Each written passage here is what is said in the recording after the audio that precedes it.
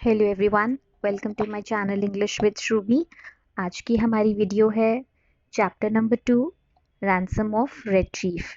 ये new Oxford modern English का chapter number 2 है और एक रिक्वेस्टेड वीडियो है। So let's start with the video. ये चैप्टर जो है एक किडनैपिंग के ऊपर है, एक 10 साल के बच्चे की किडनैपिंग के ऊपर। दो किडनैपर्स हैं जिनके बारे में हमें बताया गया है, बिल और माई सेल्फ। यानी कि जो दूसरा किडनैपर है वो नरेटर है, वो पूरी स्टोरी हमें सुना रहा है। और जो ये दोनों किडनैपर्स हैं, इन्हें कुछ लैंड खरीदने के लिए पैसा चाहिए। $600 इनके पास ऑलरेडी होते हैं, लेकिन 2000 इन्हें कम पड़ रहे होते हैं। तो वो $2000 की कमी पूरी करने के लिए वो लोग एक एक प्लान बनाते हैं कि ये $2000 हमें आराम से कैसे मिलेंगे। मतलब they wanted to make easy money. तो उन्हें आइडिया आता है कि चलो किसी बच्चे को किडनैप किया जाता है। और वो सोचते हैं, वो एक उन्हें लगता है कि सेमी रूरल कम्युनिटीज़ के जो बच्चे होते हैं, जो उनकी फैमिलीज़ होती हैं, सेमी रूरल का मतलब है जो पूरी तरह से गांव के नहीं होते, मॉडरेटली रूरल होते हैं। यानी कि गांव के कैरेक्टरिस्टिक्स तो उनके अंदर होते ही हैं, ग्रामीण लोगों के साथ ही साथ वो थोड़ा रिच होते हैं और थोड़ा मॉडर्निटी की तरफ होते हैं, जो कि ना तो पूरी तरह से गांव के होते हैं ना शहर के, बीच में। तो ऐसी फैमिलीज जो होती हैं उनमें आपस में जो बॉन्ड है वो बहुत स्ट्रांग होता है। फैमिलीज में आपस में मेंबर्स में प्यार बहुत होता है। तो हम इसी बात का फायदा उठा के उनके किसी एक बच्चे को किडनैप कर लेंगे, ऐसी किसी फैमिली के। और अपने बच्चे से प्यार की वजह से वो लोग हमें मुंह मांगे रकम देने को तैयार हो जाएंगे। तो वो ऐसे ही एक फैमिली पर नजर रखते हैं। तो एक एबेंजर है आदमी, जो कि काफ़ी अमीर आदमी है, काफ़ी अमीर है। तो वो सोचते हैं कि उसका 10 साल का जो बेटा है, हम उसको किडनैप कर लेते हैं। उस बेटे के बारे में बताया है कि वो थोड़ा प्लम्प है, मोटा है। उसके फेस पर, आँखों के, नाक के आसपास फ्रेकल्स हैं। फ्रेकल्स जो अमेरिकन बच्चे होते हैं ना, उनकी स्किन पर अगर आपने देखा हो तो उनके फेस पर ब्राउन कलर के स्पॉट्स होते हैं, छोटे छोटे धब्बे से, पूरी नाक से लेकर दोनों आंखों के नीचे तक उनके फेस पर। तो वैसा फ्रेकल्स वाला फेस है और उसके ब्राइट रेड हेयर हैं। तो वो दोनों सोचते हैं कि ये बच्चा सही रहेगा किडनैप करने के लिए। इस बच्चे के लिए आराम से हमें इसके पेरेंट्स $2000 इसको छुड़ाने के लिए हमें दे देंगे। तो फिर वो एक जगह डिसाइड करते हैं कि कहाँ पर वो ये किडनैप करके इस बच्चे को रखेंगे। किडनैपिंग की पूरी तैयारी करके रखते हैं। समिट होता है माउंटेन का टॉप या हिल का टॉप। तो वो हिल से एक कोई उन्हें स्नो ट्री कवर्ड माउंटेन दिखता है, जो पूरा पेड़ों से ढका हुआ है। उसके रेयर एंड पे, रेयर एंड यानी कि एक एंड होता है फ्रंट और एक होता है रेयर, यानी कि उसके पिछले अगले छोर पे एक गुफा जैसी जगह होती है। तो वो उस जगह को अपना अड्डा बनाते हैं कि हम यहाँ पर किडनैप करके छुपाएंगे। और वहीं पे वो सारे प्रोविजंस भी रख देते हैं। प्रोविजंस होता है आपका जो भी खाने पीने का, राशन पानी, जो उन्हें जितने दिन वो किडनैप होके रहेगा बच्चा, 2-4 दिन, उतने दिन का राशन पानी और बेडिंग्स, बिस्तर वगैरह सब सामान तैयारी करके रख देते हैं कि यहाँ पे हमारा खाने पीने का और सोने का इंतजाम है। तो फिर वो अब शाम होते ही एक बग्गी किराए पर लेते हैं किसी से, और उस बग्गी में किडनैपिंग करने के लिए निकलते हैं। फिर उस बच्चे के पास पहुंचते हैं। वो बच्चा इतना शरारती होता है, जब वो उसके पास पहुंचते हैं तो वो एक बिल्ली के बच्चे को पत्थर मार रहा होता है। तो वो उसको कैंडी का, टॉफी का लालच देते हैं कि आजा हमारे पास ले ले। तो पहले तो वो बच्चा उन दोनों के ऊपर ही फेंकता है पत्थर। फिर वो किसी तरह से उनकी बातों में आ जाता है और उनके साथ बग्गी में बैठ के चला जाता है, और इस तरह से उनकी किडनैपिंग सक्सेसफुल हो जाती है और वो लेके उसे उस गुफा में चले जाते हैं। इसके बाद दिखाया गया है कि वो बच्चा जो है, उसको पता नहीं है कि वो किडनैप्ड है। वो ये सोच रहा है कि वो यहाँ पर इन दो अंकल्स के साथ कैंपिंग के लिए आया हुआ है, तो उसके लिए एक एडवेंचर ट्रिप है। उसको बहुत मज़ा आ रहा है, contrary to what he should be feeling. उसको जो महसूस करना चाहिए, उसको डरना चाहिए कि वो किडनैप हो चुका है, स्ट्रेंजर्स के साथ है, इसके बजाय उल्टा हो रहा है। वो बहुत खुश है, एक्साइटेड है, क्योंकि उसको लग रहा है कि वो कैंपिंग कर रहा है। और वो आगे बताता भी है इस चैप्टर में कि उसको कैंपिंग करने में बहुत मज़ा आ रहा है। उसको स्कूल जाना को बिल्कुल पसंद नहीं है, पढ़ाई लिखाई पसंद नहीं है। और उसके पेरेंट्स जो भी उसको कहते हैं वहाँ पे घर पे तो उसको कोई मज़ा नहीं आता, यहाँ पे उसे कैंपिंग करने में इतना मज़ा आ रहा है कि वो वापस ही नहीं जाना चाहता। और अपनी इस कैंपिंग को उसने और सीरियसली ले लिया है, इतनी सीरियसली ले लिया है कि एक किडनैपर का नाम है बिल और दूसरा नैरेटर है। तो बिल को वो इतना तंग करता है कि उसकी नाक में दम कर देता है। तो यहाँ पर जो मेन किडनैपर है जो ये स्टोरी सुना रहा है हमें, वो बता रहा है कि जैसे ही वो गुफा में एंटर हुआ, वहाँ पर बिल और वो बच्चा ऑलरेडी बैठे हुए थे। और जो बिल था उसको वो परेशान करे जा रहा था बच्चा। वो बच्चा अपने आप को रेड चीफ कहता है। उसने अपना नाम रेड चीफ रखा होता है क्योंकि वो अपने आप को रेड इंडियन समझता है। रेड इंडियन एक्चुअली अब यूज़ नहीं होता, ये पुराने ज़माने की ओल्ड फैशन टर्म है और अब इसे एक तरह से गाली ही समझा जाता है, इसलिए अब इसे यूज़ नहीं किया जाता। वो रेड चीफ कह रहा है खुद को, यानी कि उसने अपने सर पर एक पंख लगा लिया है और वो अब वहाँ का रेड इंडियन बन गया है। रेड इंडियंस वहाँ के पुराने नेटिव हैं नॉर्थ अमेरिका के। जब बहुत पहले की बात है, सदियों पहले जब यूरोपियंस वहाँ आए थे तब की बात है। तो वो बेसिकली नॉर्थ अमेरिकन के लिए कहा जाता है। तो अब वो एक खेल खेल रहा है, उसके लिए ये पूरा कैंपिंग एक गेम है और इसमें वो अपने आप को एक रेड इंडियन समझ रहा है और वो सोच रहा है कि अब मैं सब पर हुक्म चलाऊंगा, अपने एक रेड इंडियन की तरह बोल्ड लाइफ जीऊंगा। और यहाँ पर उसने बिल को अपना कैप्टिव बना रखा है। कैप्टिव का मतलब होता है बंदी, कैदी। उसने उसको कैद करके रखा हुआ है और बिल जो है वो उसी की एक्टिंग कर रहा है। लेकिन और साथ ही साथ उसने दूसरे किडनैपर को जो कि नरेटर भी है, उसने स्नेक आय नाम दे दिया है, जो कि एक उसको किस चीज़ का रोल मिला है करने के लिए उस बॉय के गेम में, एक स्पाई का। स्पाई यानी कि जासूस। तो यहाँ पर वो बच्चा जो है इस पूरी किडनैपिंग की चीज़ को समझ नहीं रहा है कि वो किडनैप्ड है। इनफैक्ट उसके लिए एक गेम है जिसमें उसको बहुत मज़ा आ रहा है और वो जो दोनों अंकल हैं उसके, वो उसके उस गेम में प्लेयर्स हैं, उसके टीममेट्स हैं, उसके साथी हैं जो अलग अलग रोल्स प्ले कर रहे हैं। जो बिल है वो उसका कैप्टिव है और जो दूसरा किडनैपर है वो उसका वो उसमें एक जासूस का रोल कर रहा है। बिल को वो अभी मार देगा, ऐसा उसके गेम में है। और दूसरे वाले किडनैपर को वो सन सनराइज में मारेगा, यानी कि अगले दिन सुबह होते ही। तो यहाँ पर दिखाया गया है कि उसको मज़ा आ रहा है खेलने में। और फिर वो लोग सपर करते हैं, यानी कि अपना डिनर करते हैं।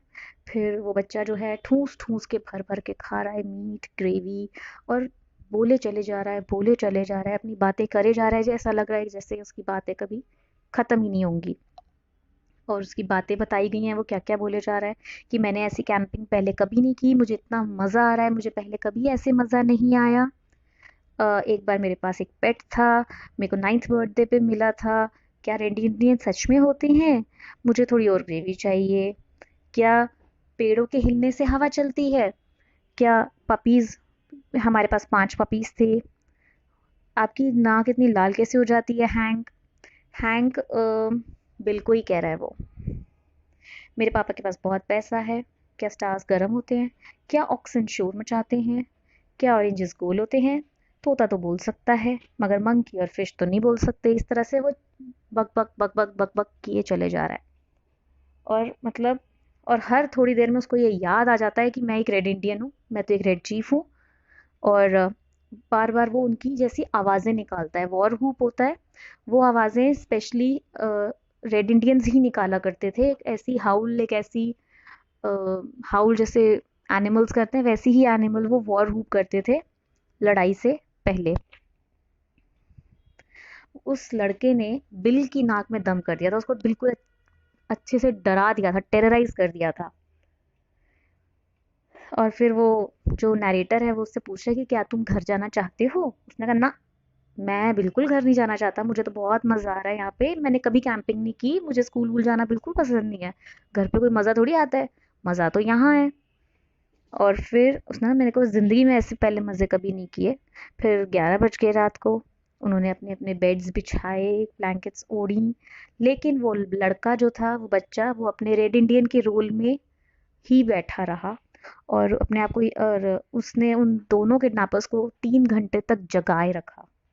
और कूदता रहा इधर से उधर, कभी किसी को पकड़ रहा है, अपनी लकड़ी से उसने अपनी राइफल बना ली, कभी उनके कानों में चीख रहा है, रो रहा है, चिल्ला रहा है। और पूरी रात उसे यही लगता रहा जैसे भी कोई पेड़ की पत्ती की आहट होती या किसी छोटी सी ट्विग की डंडी की आहट होती, तो उसको यही लगता कि जो आउटलॉज हैं वो हमारे पास आ रहे हैं हमला करने। और वो मतलब सतर्क होके बैठा रहा कि मैं उन पर हमला कर दूंगा, मैं उनसे लड़ाई करूंगा। तो उसके लिए ये खेल वो सच बहुत सीरियसली खेल रहा है और उस गेम से वो बाहर नहीं आना चाहता। आउटलॉज कौन होते हैं? आउटलॉज वो लोग होते हैं जो नियम और लॉज तोड़ देते हैं। ओके, अब देखिए यहाँ पर दिया गया है कि अब जो दूसरा नैरेटर है, जो किडनैपर भी है, वो बता रहा है कि उस ये सारा वो एक्सपीरियंस बता रहा है कि कैसे उस लड़के का और उन दोनों किडनैपर्स का जो एक्सपीरियंस रहा है वो बिल्कुल भी अच्छा नहीं था।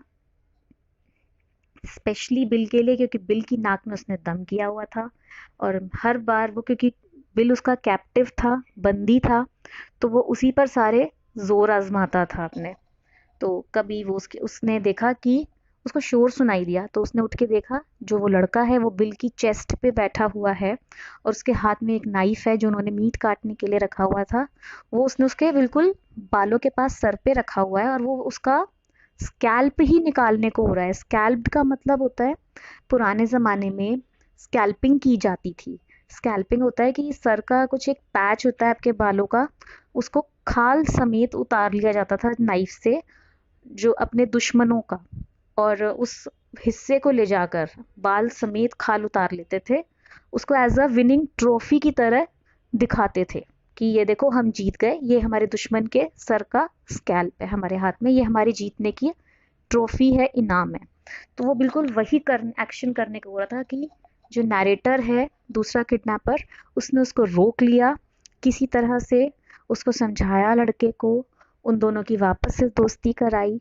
लेकिन अब उन दोनों किडनैपर्स के मन में ये डर बैठ चुका था कि ये लड़का बहुत ज़्यादा शैतान है, बिल्कुल नहीं कहना मानता, सुनता भी नहीं है और ये किसी भी वक्त कुछ भी कर सकता है। तो उन दोनों को उस लड़के से खतरा महसूस हो रहा था कि इसके साथ ज़्यादा टाइम रहना सेफ नहीं होगा।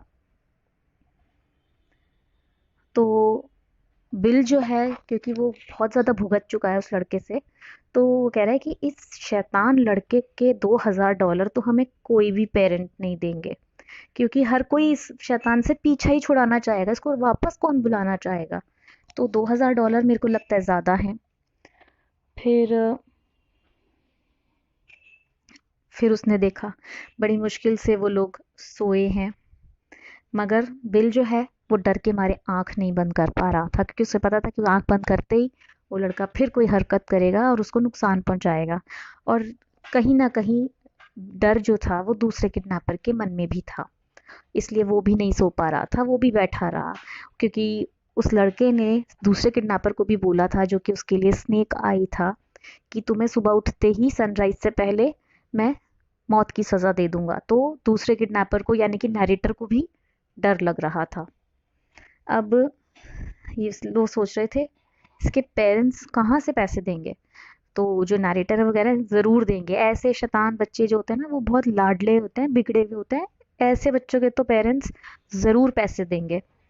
तो फिर वो कहता है कि फिर जो नैरेटर है वो जाकर बाहर देखता है कि क्या कहीं कोई मूवमेंट नज़र आ रही है, क्या उस लड़के की किडनैपिंग की खबर फैल गई, और अगर फैल गई तो क्या उसका इफ़ेक्ट दिख रहा है, क्या उसको ढूंढने के लिए कोई टीम भेजी गई है, कहीं कोई हलचल है या नहीं।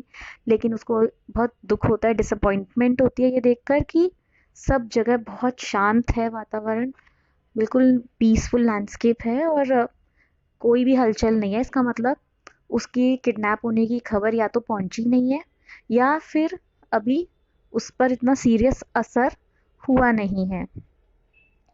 तो फिर उसको चिल्लाने की आवाज़ आती है बिल की, और अब जो है वो लड़का अपने हाथ में एक पत्थर लेके फिर से उसका सर फोड़ने को तैयार है, बिल का।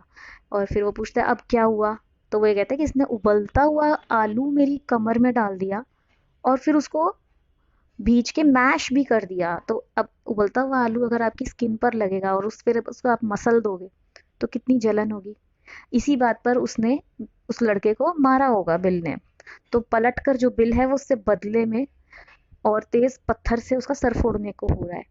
वो फिर से नैरेटर जो है उन दोनों की लड़ाई रोकता है और बड़ी ही मुश्किल से उसको शांत करता है और उससे कहता है कि जो बिल है वो अब तक इतना ज़्यादा खौफ में है कि वो सैम से यानी कि दूसरे नैरेटर्स उससे दूसरे किडनैपर से कहता है कि प्लीज़ तुम मुझे अकेला छोड़ के तो नहीं जाओगे ना इस लड़के के साथ, क्योंकि मैं नहीं रह सकता।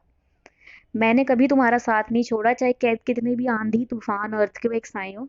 मैंने हर तरह के सिचुएशन में तुम्हारा साथ दिया, तुम्हें अकेला नहीं छोड़ा। तो तुम मुझे इस लड़के के साथ अकेला छोड़ के बिल्कुल भी मत जाना, मैं सेफ नहीं हूँ इसके साथ। तो वो उसको शांत करता है और वो उससे कहता है तू चिंता मत कर और इस तरह से बिहेव मत कर, ओके। और उस लड़के को भी कहता है क्या मैं तुझे घर भेज दूँ? अगर तुझे घर नहीं जाना ना तो एक अच्छे बच्चे की तरह रहे हमारे साथ, नहीं तो हम तुझे तेरे घर छोड़ाएंगे। तो वो कहता है कि अच्छा ठीक है, मेरे को घर नहीं जाना, मैं कहना मान लूँगा।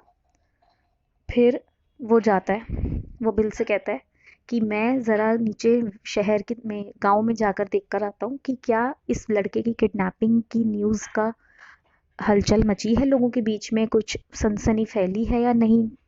तो ये इफ़ेक्ट देखने जाता हूँ। तो वो बिल उससे कहता है प्लीज़ ज़्यादा देर मत लगाना, बहुत जल्दी लौट के आना, नहीं तो मैं बचूंगा ही नहीं। फिर वो सोचते हैं कि चलो अब हमने किडनैप कर लिया है तो अब अगला स्टेप है कि उसके पेरेंट्स को चिट्ठी लिखकर बताया जाए कि आपका बेटा हमारे पास है, हमने किडनैप किया हुआ है, और अगर आप अपने बेटे को सही सलामत वापस चाहते हो तो हमें इतने इतने पैसे दे दो, इस जगह पर पहुंचा दो। अब क्योंकि वो इतना डर चुके हैं तो उन्हें बिल ने ये सजेशन दिया सैम को कि इस लड़के के $2000 तो ज़्यादा हैं, हम ऐसा करते हैं हम अपने 2000 की जगह 1500 कर देते हैं और 1500 ही रैंसम मांगते हैं। रैंसम यानी कि फिरौती। रैंसम वो अमाउंट होता है जो हम किसी को किडनैपिंग के बदले में, उसको रिलीज करने के बदले में मांगते हैं किडनैप्ड बंदे को। तो रैंसम उन्होंने 1500 कर दिया 2000 से। अब वो चिट्ठी इनकी दिखाई गई है कि वो क्या चिट्ठी लिखते हैं उसके फादर को, एबेंजर को, कि Ebenezer Dorset, we have your boy, it is useless for anyone to attempt to find him, we will only return him if you meet these terms. We demand $1,500, the money to be left at midnight tonight at the same box as your reply. जहाँ पर जिस box में तुम्हें चिट्ठी भेज रहे हैं इसी में तुम्हारा रिप्लाई और इसी में तुम्हारे पैसे आ जाने चाहिए आज रात को 12 बजे तक। एट द लोन ट्री यानी कि एक दूर दराज कोई अकेला सा पेड़ खड़ा होगा वहां पे। Send your answer by messenger at 8:30 tonight, और अपनी चिट्ठी का जवाब तुम हमें आज 8:30 बजे तक किसी मैसेंजर के हाथ भेज देना।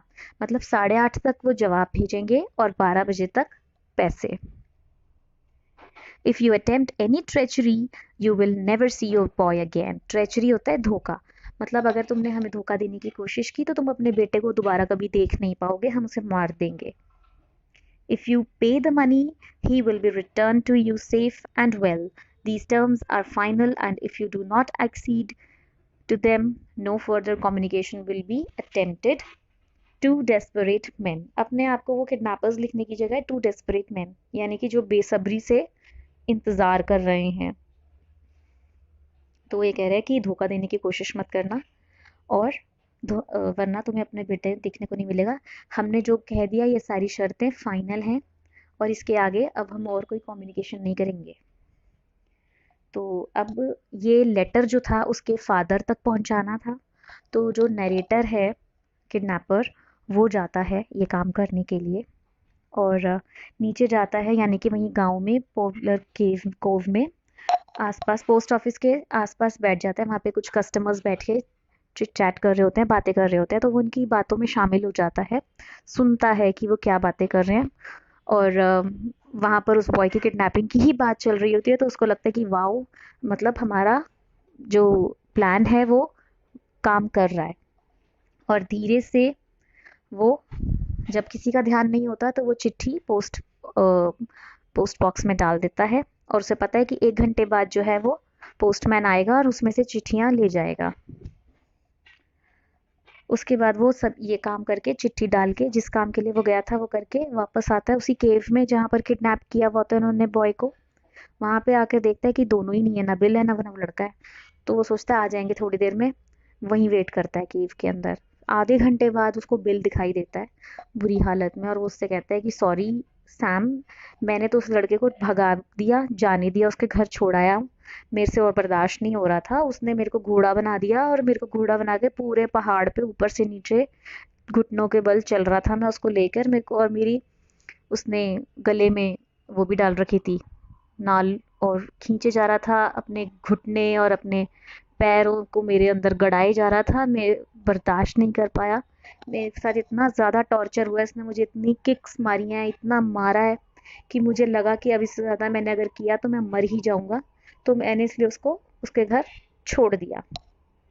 तो सैम जो है वो उससे कहता है कि अच्छा ज़रा पीछे पलट कर तो देख। और वो देखता है कि उससे 8 फीट दूर वो लड़का खड़ा है, मतलब कि वो उसको छोड़ने तो गया था लेकिन वो गया नहीं, वो बिल के पीछे पीछे वापस आ गया अपने कैंप के लिए। और वो बेचारा ये सोचकर, उसका चेहरे का रंग ही उड़ जाता है कि अरे ये क्या हुआ, ये तो वापस आ गया और अब ये फिर मेरी जान ले लेगा। तो सैम जो है वो उसको थोड़ा शांत करता है, उसको समझाता है कि पागल मत हो, बस थोड़ी देर की बात है, आज रात को हमें हमारे पैसे मिल जाएंगे, फिर हम इसको इसके घर भेज देंगे और हम आज़ाद हो जाएंगे। तो वो उसको कहता है कि अब मेरा प्लान सुन क्या है, मैंने ऐसे ऐसे एक अकेले पेड़ के पास एक खुले एरिया में बुलाया है, पैसे को मंगाए हैं कि अगर हम, इसलिए ऐसा किया है मैंने कि अगर मान लो पुलिस हमारे पीछे पड़ती भी है, अगर हमें दूर से ही दिख जाएगा कि पुलिस आ रही है तो हम पैसे लेकर बहुत दूर भाग चुके होंगे, पुलिस हमें पकड़ नहीं पाएगी। इसलिए मैंने ऐसी जगह चूज करी है पैसे बुलाने के लिए। तो अब जो वो सोच, पर अब वो पेड़ के पीछे छुप के दे, पेड़ के ऊपर चढ़ के बैठ जाता है और 8:30 बजे उसको पता है कि उसके मैसेज, उसके चिट्ठी का रिप्लाई आएगा। तो वो वेट करता है सैम। तो एक लड़का आता है साइकिल पे उसकी चिट्ठी का जवाब उस ट्री के पास डालने के लिए। जब वो लड़का चला जाता है तो वो 1 घंटे बाद नीचे उतरता है, क्योंकि उसको डर होता है कि कहीं इस लड़के के साथ साथ पुलिस भी ना आई हो या गांव वाले ना आए हों मुझे पकड़ने के लिए। जब 1 घंटे तक उसको लगता है कि अब कोई नहीं आएगा मुझे पकड़ने, तब वो नीचे उतरकर चिट्ठी पढ़ता है। और चिट्ठी पढ़ता नहीं है, वो चिट्ठी ले जाता है और सीधा केव में जाके वहाँ अपने लाइटर की रोशनी में पढ़ता है। तो उसमें ये लिखा होता है, उसके फादर होते हैं एबेंजर, उन्होंने वो चिट्ठी लिखी होती है रिप्लाई में। और उसमें लिखा होता है कि देखो ऐसा है, गांव में सब जानते हैं कि मेरा बेटा जो है वो खो गया है, उसे किसी ने चुरा लिया है, उठा लिया है, और अगर उनके हाथ तुम लग गए तो वो तुम्हारा क्या हाल करेंगे ये तुम सोच भी नहीं सकते। तो मुझसे, तो इससे बेटर यही है कि तुम आओ, और अगर तुम उस लड़के से पीछा छुड़ाना चाहते हो तो तुम आके उसे छोड़ जाओ मेरे पास, और उल्टा मुझे, मैं 1500 तो तुम्हें देने से रहा, तुम बल्कि मुझे 250 रुपये दो, अगर तुम चाहते हो कि वो लड़का हमारे पास वापस आ जाए और तुम उससे तंग नहीं होना चाहते तो। आई थिंक 250 रुपये तो तुम देना, तुम्हें ये जो सौदा है मंजूर होगा, और ये बहुत इतनी ज़्यादा कीमत नहीं है अपने आप को परेशानियों से पीछा छुड़ाने के लिए। तो और रात में ही आना, नहीं तो अगर दिन की रोशनी में आओगे तो हमारे पड़ोसी गांव वाले तुम्हें देख लेंगे और छोड़ेंगे नहीं। इसलिए चुपचाप रात को आओ हमारे बेटे को देने, और साथ में $250 भी लेकर आओ। तो यहाँ पर जो है उनके किडनैपर्स की चाल उल्टी पड़ गई, उनकी सोच उल्टी पड़ गई। जहाँ वो $1500 उनसे लेना चाह रहे थे, वहाँ यहाँ पे 250 रुपये, $250 उन्हें अपनी जेब से देने पड़ रहे हैं। तो यहाँ तो सब कुछ ही उल्टा हो गया, किडनैपिंग करने के बाद भी उन्हीं उन्हीं की जेब खाली हो रही है बजाय कि भरने के। तो जो ये चिट्ठी सैम बिल को पढ़ के सुनाता है तो बिल उसकी तरफ बड़ी ही दया वाली नज़रों से देख रहा होता है कि प्लीज़ 250 तो बहुत कम है इस शैतान लड़के के लिए। उसके पापा ने बहुत रहम दिखाया है हमारे ऊपर, जो हमसे सिर्फ $250 ही मांगे हैं, नहीं तो ये तो इतना नालायक है, इससे ज़्यादा भी देने पड़ते तो मैं तो इससे पीछा छुड़ाने के लिए दे ही देता। आज रात को चलते हैं। जब वो रात को 12 बजे, जब इन्हें उसको छोड़ के आना था और पैसे लेके आने थे, उसमें उल्टा होगा, ये छोड़ के आएंगे और पैसे भी देकर आएंगे साथ में उसके पापा को। तो सैम जो है वो कहता है कि हाँ मैं जानता हूँ ये तो बहुत शैतान है, और कहीं ना कहीं मुझे भी यही लगता है कि इससे पीछा छुड़ाना ही ठीक रहेगा हमारे लिए। पैसे तो भूल ही जाओ कि मिलेंगे, 250 रुपये दे देते हैं। और बिल जो है वो कहता है इसे मेरे हिस्से में से काट लियो, $250 को। तो वो दोनों उस लड़के को ये कहकर अपने साथ लेकर चलते हैं, क्योंकि उन्हें पता है कि वो लड़का अगर उसको सीधा सीधा बोल देंगे कि चल तेरे घर चल छोड़ के आ रहे हैं, तो वो मना कर देगा जाने से। तो वो उसको ये लालच देते हैं कि तेरे पापा तेरे लिए नई नई मुकासन्स लाए हैं, और सिल्वर का टॉय लाए हैं, बहुत अच्छी चीज़ें लाए हैं। तो वो खुशी खुशी चलने को तैयार हो जाएगा, और वो मान भी जाता है। तो वो उसको लेके जाते हैं। रात को 12 बजे उसके पापा बाहर आते हैं, और जैसे ही उस लड़के को पता लगता है ये तो मुझे घर छोड़ने जा रहे हैं, वो बिल से चिपक जाता है कि मुझे नहीं जाना, मुझे नहीं जाना। लेकिन उसके पापा जो हैं वो उसको पकड़ लेते हैं खींच के, और बिल जो है वो उसके पापा को $250 भी देता है, जो कि बहुत ही फनी और आयरॉनिक सी बात है कि पैसे लेने की बजाय किडनैपर्स पैसे दे रहे हैं। और बिल जो है वो उसके पापा से पूछता है कि आप इसे कितनी देर तक पकड़ के रोके रख सकते हो। तो उसके पापा कहते हैं अब तो मेरी काफ़ी उम्र हो गई है, लेकिन इस और ये मोटा भी है, तो 10 मिनट से ज़्यादा मैं इसे नहीं रोक पाऊंगा, इसलिए तुम 10 मिनट के अंदर जितनी तेज़ और जितनी दूर भाग सकते हो भाग जाओ। तो वो दोनों इतनी तेज़ भागते हैं, इतनी तेज़ भागते हैं कि 10 मिनट से पहले तो 1-1.5 मील दूर भाग चुके होते हैं बॉर्डर पे। मतलब उन्हें इतनी ज़्यादा डेस्परेशन होती है उस लड़के से अपना पीछा छुड़ाने की। कहाँ तो उन्हें डेस्परेशन थी अपने पैसे लेने की, कि उन्हें फिरौती के पैसे मिल जाए, लेकिन अब सिचुएशन बिल्कुल ऑपोजिट हो चुकी है। अब वो उस लड़के से पीछा छुड़ा के भागना चाहते हैं कि जितनी दूर हो सके कि वो लड़का कभी दोबारा उनसे मिले ही ना। तो वो उसके पापा जब उसको पकड़ लेते हैं, तो वो दोनों इतनी दूर भागते हैं कि उसके हाथ ना लग पाए, और यहीं पे आपकी स्टोरी जो है वो ख़त्म हो जाती है। अब ये जो स्टोरी थी फनी तो थी ही, साथ में इसमें हमें कुछ सीखने को भी मिलता है। हमने इसमें क्या लेसन लिया, क्या लेसन सीखा कि जुर्म करने से कभी भी आपको उसके बदले में उसे रिवॉर्ड नहीं मिलेगा।